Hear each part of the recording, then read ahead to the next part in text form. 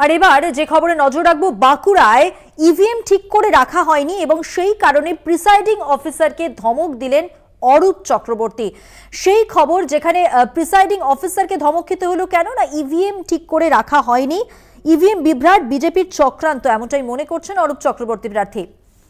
দেখছেন সেই ছবি, বাঁকুড়ায় বিজেপির চক্রান্তের অভিযোগ, ইভিএম বিভ্রাট, বুথে ভুলভাবে রাখা হয়েছে ইভিএম। প্রিসাইডিং অফিসারকে ধমক দিলেন প্রার্থী অরূপ চক্রবর্তী।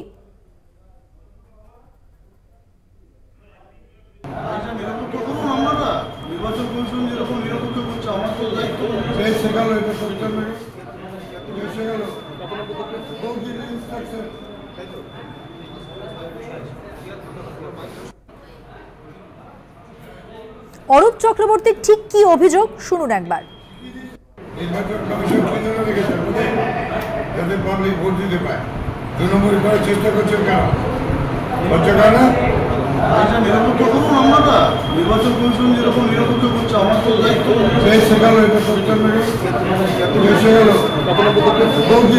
এইটা একটা ওদের ইনস্ট্রাকশন আছে কোঅর্ডিনেশন কমিটি বিজেপি, যাতে 1 নম্বরে ভোটটা না ছুঁতে পারে, দূরে রাখো, বেঁকিয়ে রাখো, এইসব কায়দা আছে।